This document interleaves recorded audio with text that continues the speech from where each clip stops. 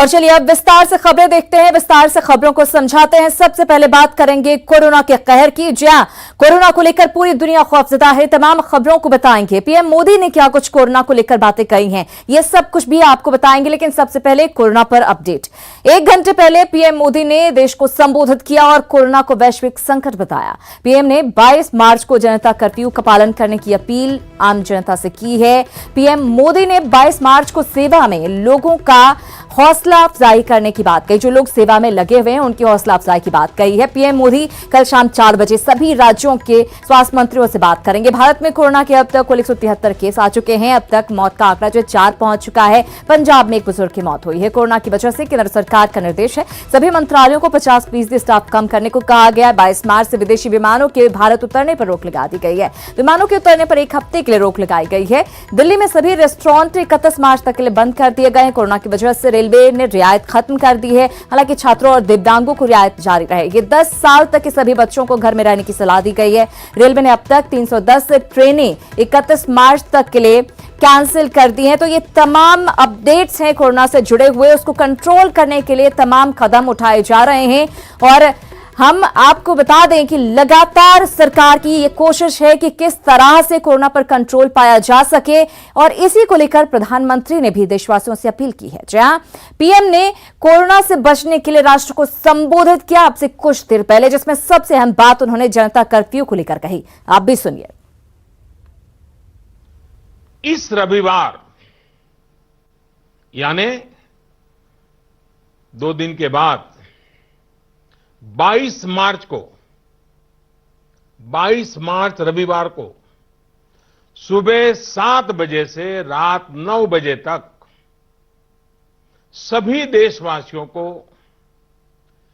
जनता curfew का पालन करना है। इस जनता कर्फ्यू के दरमियान कोई भी नागरिक घरों से बाहर न निकले, न सड़क पे जाएं, न मोहल्ले में या सोसाइटी में इकट्ठे हो, अपने घरों में ही रहें। हां, जो आवश्यक सेवाओं से जुड़े हुए हैं उनको तो जाना ही पड़ेगा क्योंकि उनका बहुत बड़ा दायित्व होता है। लेकिन एक नागरिक के नाते न हम जाए और हम देखने के लिए भी न जाएं। साथियों, 22 मार्च को हमारा ये प्रयास हमारे आत्मसंयम, देश हित में कर्तव्य पालन के संकल्प का एक मजबूत प्रतीक होगा। तो प्रधानमंत्री ने जनता कर्फ्यू की बात की। अब इसे जरा समझिए। पीएम ने कोरोना को वैश्विक संकट बताया है। पीएम ने साफ कर दिया है कि सावधानी हटेगी तो बीमारी महामारी में तब्दील हो सकती है। जनता कर्फ्यू लोगों को शामिल करने का बड़ा तरीका है। जनता कर्फ्यू के जरिए लोगों में बड़ा संदेश जाएगा। लोग बीमारी से लड़ने के लिए खुद को तैयार करेंगे और यही वजह रही कि प्रधानमंत्री ने जनता कर्फ्यू की बात कही है और 22 मार्च को सुबह 7 बजे से शाम 9 बजे तक कहा है कि लोग अपने आप को घरों में कैद कर लें। इधर प्रधानमंत्री ने यह भी कहा कि वो चाहते हैं कि 22 मार्च यानी रविवार के दिन शाम 5 बजे तक उन लोगों का आभार जताया जाए जो लोगों की सेवा में लगातार लगे हुए हैं। रविवार को यानी जनता कर्फ्यू के दिन शाम को ठीक 5 बजे हम अपने घर के दरवाजे पर खड़े होकर या बालकनी में या खिड़कियों के सामने खड़े होकर 5 मिनट तक रविवार को शाम को 5 बजे 5 मिनट तक ऐसे लोगों का आभार व्यक्त करें। और आभार कैसे व्यक्त करेंगे? ताली बजा करके, थाली बजा करके, घंटी बजा करके हम उनके प्रति अपनी कृतज्ञता व्यक्त करें, उनका हौसला बढ़ाएं, उनको सैल्यूट करें। तो जो अपनी परवाह न कर देशवासियों की सेवा में लगे हैं, उनका हौसला बढ़ाने की बात प्रधानमंत्री ने कही। इसके साथ ही प्रधानमंत्री ने देशवासियों से अपील की कि वो इस बात के लिए भी आश्वस्त रहें कि देश में दूध, खाने पीने का सामान, दवाइयां, जीवन के लिए जरूरी ऐसी तमाम चीजें जो हैं उनकी कमी ना हो, इसके लिए तमाम कदम उठाए जा रहे हैं। मैं देशवासियों को इस बात के लिए भी आश्वस्त करता हूं कि देश में दूध, खाने पीने का सामान, दवाइयां, जीवन के लिए जरूरी ऐसी आवश्यक चीजों की कमी ना हो, इसके लिए तमाम कदम उठाए जा रहे हैं। ये सप्लाई कभी रोका नहीं जाएगा। इसलिए मेरा सभी देशवासियों से ये आग्रह है कि जरूरी सामान संग्रह करने की होड़ न लगाएं। आप पहले जैसे करते हैं वैसे ही सामान्य रूप से ही खरीदारी करें। पैनिक बाइंग ये कतई ठीक नहीं है, उसको न करें। कोरोना वायरस को लेकर प्रधानमंत्री ने कुछ आवश्यक दिशा निर्देश भी दिए। पीएम ने कहा कि कोरोना वायरस ने पूरी मानव जाति को संकट में डाल दिया है। इस वैश्विक महामारी का मुकाबला करने के लिए दो प्रमुख बातों की आवश्यकता है। पहला संकल्प और दूसरा संयम। मैं आप सभी देशवासियों से, 130 करोड़ देशवासियों से, आप सबसे कुछ मांगने आया हूं। मुझे आपके आने वाले कुछ सप्ताह चाहिए। आपका आने वाला कुछ समय चाहिए।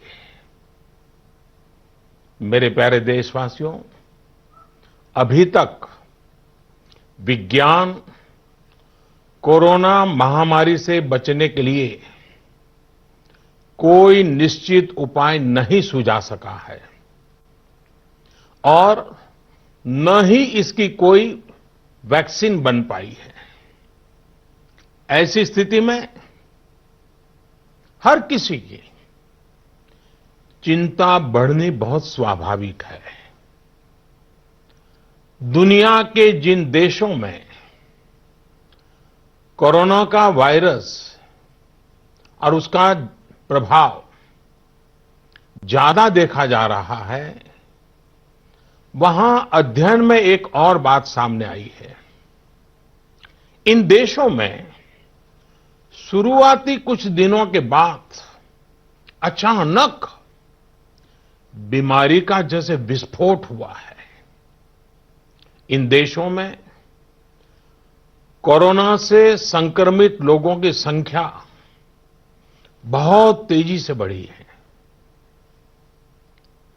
भारत सरकार इस स्थिति पर, इस वैश्विक महामारी के फैलावे के इस ट्रैक रिकॉर्ड पर पूरी तरह नजर रखे हुए हैं। हालांकि कुछ देश ऐसे भी हैं जिन्होंने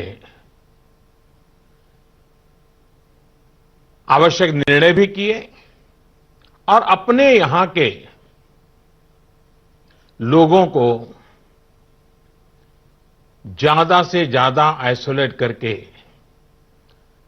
स्थिति को संभाला है और उसमें नागरिकों की भूमिका बहुत अहम रही है। भारत जैसे 130 करोड़ की आबादी वाले देश के सामने, और हम वो देश हैं जो विकास के लिए प्रयत्नशील देश है, और हम जैसे देश पर कोरोना का ये संकट सामान्य बात नहीं है। आज जब बड़े बड़े और विकसित देशों में हम इस वैश्विक महामारी का व्यापक प्रभाव देख रहे हैं, तो भारत पर इसका कोई प्रभाव नहीं पड़ेगा, ये मानना गलत है। और इसलिए इस वैश्विक महामारी का मुकाबला करने के लिए दो प्रमुख बातों की आवश्यकता है। पहला, संकल्प, और दूसरा, संयम। संकल्प और संयम। आज 130 करोड़ देशवासियों को अपना संकल्प और दृढ़ करना होगा कि हम इस वैश्विक महामारी को रोकने के लिए एक नागरिक के नाते अपने कर्तव्य का पालन करेंगे।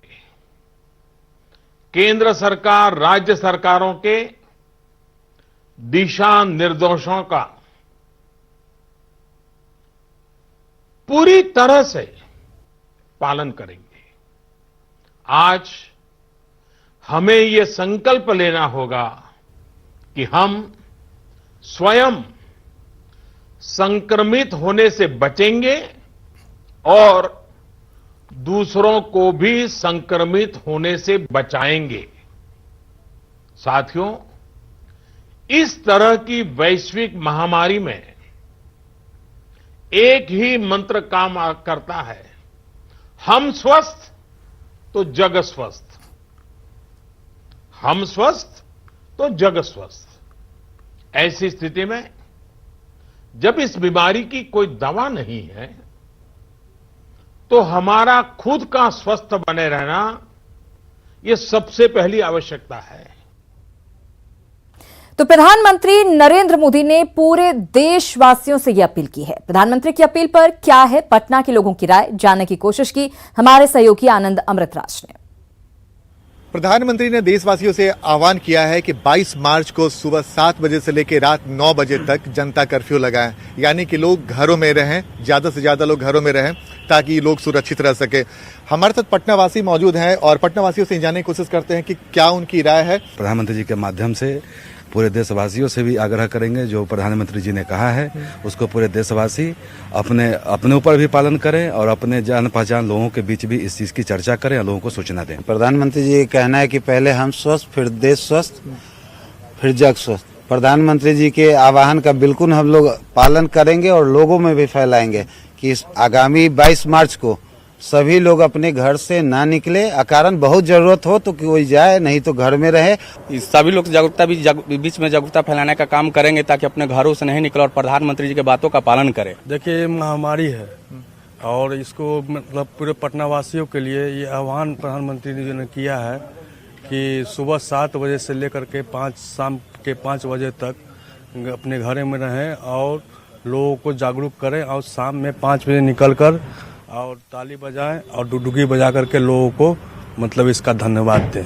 प्रधानमंत्री जी ने अपील किए हैं कि अपने घरों के बालकोनी में दरवाजा पर खड़ा होकर के जो महामारी कोरोना को भगाने में लगातार डॉक्टर, नर्स, मीडिया कर्मी, जो भी संवेदनशील लोग जान जोखिम में डाल करके काम कर रहे हैं, उनको देशवासी हर नागरिक जो है कृतज्ञता जाहिर करेंगे। 22 तारीख को जनता कर्फ्यू के दिन शाम में 5 बजे अपने बालकोनी के पास में अपने दरवाजा पर खड़ा होकर के हमने तय किया है कि हम घंटी बजाएंगे और जनता कर्फ्यू में शामिल होंगे। जनता कर्फ्यू में शामिल होंगे। तो देखिए, ये हमारे साथ पटना के कुछ लोग थे जो प्रधानमंत्री के भाषण को जिन्होंने पूरी तरीके से तन्मयता से देखा और साथ ही प्रधानमंत्री जो भी आह्वान किया है उसका पालन करने के लिए पूरी तरीके से तैयार है। न सिर्फ तैयार है बल्कि लोगों को भी ज्यादा से ज्यादा जागरूक करने की भी बात कर रहे हैं। कैमरामैन मनोज के साथ आनंद अमृतराज, न्यूज 18 नेटवर्क, पटना।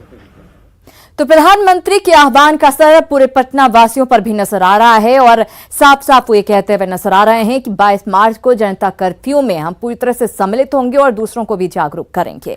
चलिए अब बात कर लेते हैं निर्भया की, उस निर्भया की जिसका इंतजार कल खत्म होने वाला है, जिसको कल इंसाफ मिलने वाला है। जी हाँ, निर्भया के दरिंदों की कोई भी जुगत आज काम नहीं आई। आज एक एक कर दोषियों की याचिकाएं खारिज होती चली गई और यह तय हो गया कि दरिंदों को कल सुबह ही फांसी दे दी जाएगी।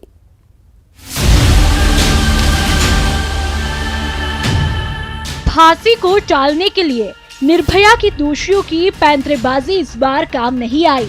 इस मामले में गुरुवार को पटियाला हाउस कोर्ट दोषियों के डेथ वारंट पर रोक लगाने से इनकार कर दिया, जिसके बाद तय हो गया कि शुक्रवार 5:30 बजे दोषी मुकेश, पवन, अक्षय और विनय को फांसी दे दी जाएगी। जितने भी ये कन्विक्टेड थे निर्भया केस में, उन सबके सारे राइट पूरी तरीके से एग्जॉस्ट कर चुके हैं। इसलिए पिटीशन पटियाला हाउस कोर्ट ने डिसमिस की है और कल सुबह 5:30 बजे इन चारों कन्विक्टेड को हैंग किया जाएगा। दरअसल दोषियों ने फांसी को टालने के लिए दिल्ली के पटियाला हाउस कोर्ट में याचिका दाखिल कर डेथ वारंट पर रोक लगाने की मांग की थी, लेकिन ये सजा को टालने के लिए दोषियों की एकमात्र कोशिश नहीं थी। आइए बताते हैं सभी दोषी आखिर वक्त तक कैसे गुरुवार को फांसी को टालने की कोशिश करते रहे। गुरुवार को दोषी अक्षय ने दया याचिका खारिज किए जाने को सुप्रीम कोर्ट में चुनौती दी थी, लेकिन सुप्रीम कोर्ट ने दोषी अक्षय कुमार की याचिका को खारिज कर दिया। इसके अलावा सुप्रीम कोर्ट ने वारदात के वक्त दोषी मुकेश के दिल्ली में नहीं होने के दावे को खारिज कर दिया। सुप्रीम कोर्ट में ही दोषी पवन गुप्ता की क्यूरेटिव पिटीशन भी खारिज हो गई। साथ ही राष्ट्रपति रामनाथ कोविंद ने पवन और अक्षय ठाकुर की दूसरी दया याचिका नामंजूर कर दी और सभी दोषियों की फांसी का रास्ता साफ हो गया। सुप्रीम कोर्ट से लेके पटियाला हाउस कोर्ट तक सारी एक एक उनकी पिटीशन खारिज हुई और कोर्ट ने कॉन्फर्म कर दिया कि कल उनको फांसी होगी। तो फाइनली हम सबको कल इंसाफ मिलेगा, निर्भया को भी इंसाफ मिलेगा। बता दें कि 16 दिसंबर 2012 की रात दरिंदों ने निर्भया से हैवानियत की थी और गंभीर रूप से जख्मी निर्भया की मौत इलाज के दौरान 26 दिसंबर 2012 को सिंगापुर में हो गई थी और सालों चली कानूनी कार्रवाई के बाद आखिरकार इंसाफ का दिन करीब आ ही गया। Bureau report, news 18 network. तो कल निर्भया के गुनहगार फांसी के फंदे पर लटक जाएंगे। फांसी की तारीख इस बार तय है। फांसी के फाइनल होने के बाद किसने क्या इच्छा जाहिर की, आप भी जानिए। अब से ठीक 8.5 घंटे बाद गुनहगारों को फांसी होगी। आज की रात निर्भया के गुनहगारों की अंतिम रात है। 7 साल 3 महीने 3 दिन बाद निर्भया को इंसाफ मिलने जा रहा है। तो 8.5 घंटे बाद फांसी हो जाएगी। आज अंतिम रात है इन गुनहगारों की, निर्भया के गुनहगारों की। 7 साल 3 महीने 3 दिन बाद निर्भया को इंसाफ मिलने जा रहा है। दोषी विनय की मां अपने बेटे को पूरी सब्जी खिलाना चाहती है, ये इच्छा जाहिर की है। आखिरी बार बेटे को ये मां पूरी सब्जी खिलाना चाहती है। फैसले के बाद अक्षय की बेबी बेहोश हो गई थी, ये खबर आ रही है। निर्भया की मां ने कहा कि मरते हुए देखने की इच्छा है इन दोषियों को। 3 दिन पहले अक्षय की पत्नी ने तलाक की अर्जी लगाई थी। इसके साथ ही फांसी से पहले तलाक की अर्जी ये कहते हुए लगाई गई कि मैं विधवा होकर नहीं मरना चाहती हूं। तो ये तमाम बातें, इच्छाएं जाहिर की गई हैं परिवार वालों की तरफ से, लेकिन देखना होगा कि क्या कुछ कोर्ट की तरफ से कहा जाता है। निर्भया के गुनहगारों को कल फांसी दे दी जाएगी। जिस फंदे पर गुनहगारों को लटकाया जाएगा वो फंदा बक्सर में तैयार हुआ है। आज हम आपको समझाएंगे कि फांसी का फंदा आखिर बक्सर जेल में ही क्यों तैयार होता है। पूरे भारत में केवल बक्सर जेल में ही फांसी का फंदा बनाने की मशीन लगाई गई है। आज से नहीं बल्कि अंग्रेजों के जमाने से बक्सर जेल में ही फंदा तैयार होता है। फांसी का फंदा बनाने वाली रस्सी बहुत मुलायम होती है।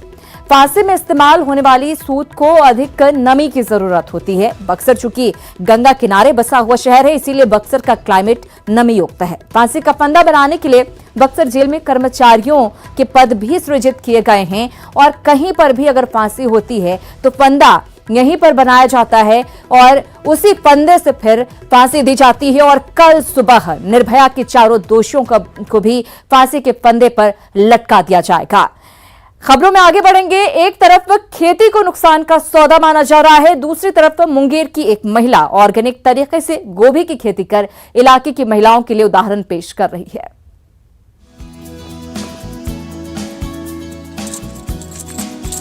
खेतों में काम करती ये है मुंगेर के पाटम पंचायत की रेखा देवी। रेखा देवी मिसाल है उन लोगों के लिए जो खेती को घाटे का सौदा मानते हैं और ये सोचते हैं कि खाद से ही खेती हो सकती है। रेखा 2018 में आत्मा संस्थान से जुड़ी, 1 हफ्ते का प्रशिक्षण लिया और अब 2 बीघे जमीन पर कई किस्म की गोभी की खेती कर रही हैं। ब्रोकली, व्हाइट गोभी, रेड गोभी, शंख गोभी, चाइनीज पत्ता गोभी की खेती ऑर्गेनिक तरीके से कर रही हैं, जिसमें उनका परिवार पूरा सहयोग करता है। यहाँ से सुबह 2 घंटा करते हैं, 2 घंटा शाम में करते हैं और दिन में अपना परिवार के लिए समय निकालना पड़ता है। जिज्ञासा सब्जी तो मैं करता था, ट्रेनिंग जब गई तो इसका और जिज्ञासा जगी। आत्मा से जुड़ने के बाद इनका जिज्ञासा पूर्ण रूप में जगे, नहीं सब्जी और मुनाफादार ये है। रेखा देवी हर्बल तरीके से खेती कर दूसरे किसानों को प्रेरित कर रही हैं। साथ में खेती के प्रति दूसरी महिलाओं को जागरूक करने में जुटी हैं। हालांकि इन्हें अब तक सरकार से तो कोई मदद नहीं मिली, लेकिन किसान मेले में मिला प्रशस्ति पत्र ही इस परिवार के लिए बहुत बड़ा इनाम है और ऑर्गेनिक खेती फायदे का सौदा है। न्यूज़ 18 के लिए मुंगेर से अरुण कुमार शर्मा की रिपोर्ट। और इसी के साथ इस बुलेटिन में फिलहाल इतना ही, लेकिन न्यूज़ 18 बिहार झारखंड पर खबरों का सिलसिला लगातार जारी।